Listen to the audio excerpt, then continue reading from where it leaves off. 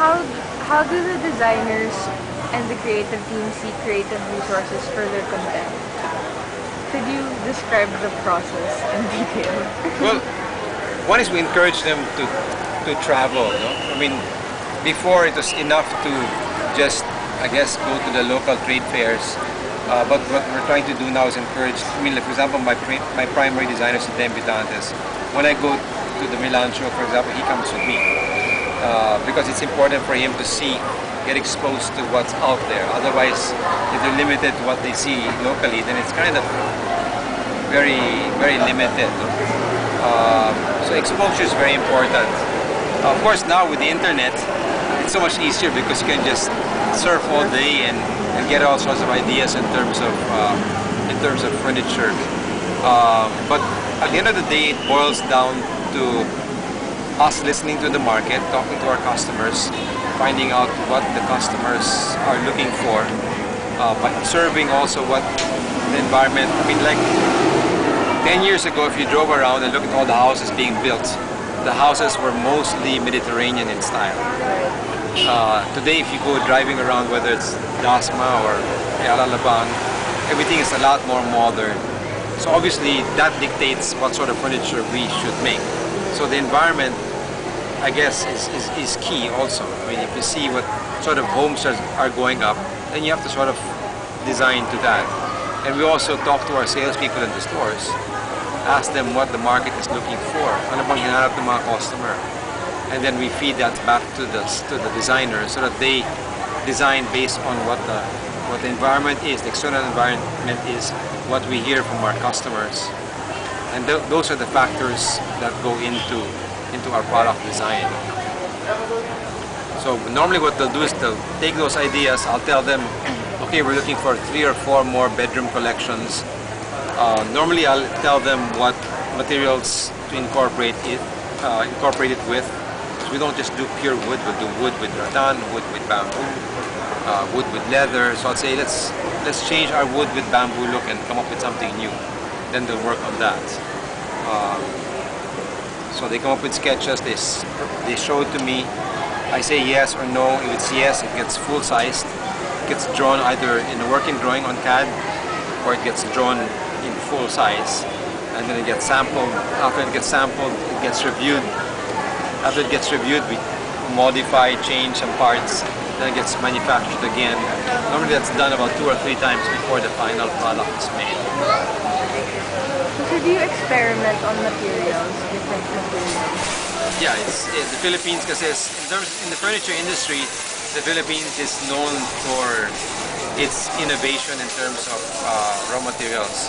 So we work basically, right now we work with bamboo, rattan, leather, PVC, stainless steel, brass, rawhide. We've worked with seagrass, water hyacinth, coconut shell, capis. Of course, our core material is still wood. We play around with different finishes as well. Before, everything was dark, like a black wenge sort of look. Now it's gray, white. So it's also a play of different colors. So there are a lot of factors to play around with, not just the materials, but colors, textures. So Tito, for all your materials, you only have one supplier? No, well, we bring in our wood from the US and Germany. We work with different species of wood also. Our primary wood is white ash.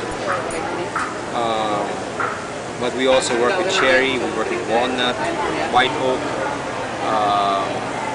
What else? Some local timber, plantation species like Jamelina. We bring in our boards from Malaysia. We bring in our hardware from China. We bring in our finishing material from Taiwan and Italy. Our glue comes from Denmark. So talagang all the materials come in from all over the world.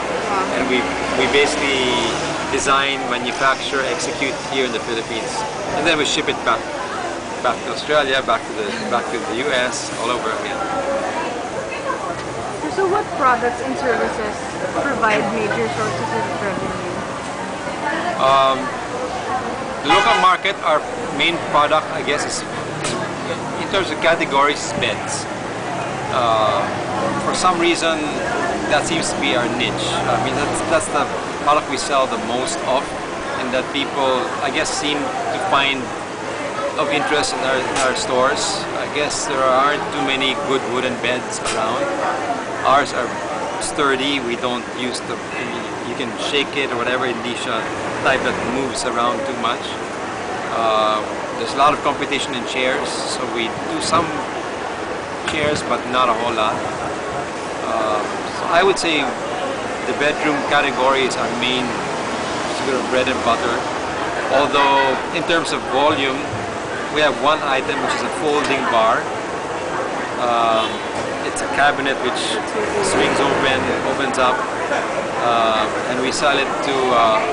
It's a product we've had in our line since the 70s, but we used to just sell it in small quantities until a company in the US called Crate and Barrel bought it, and I mean they started buying the product from us, and every month we produce maybe 200-300 pieces for them.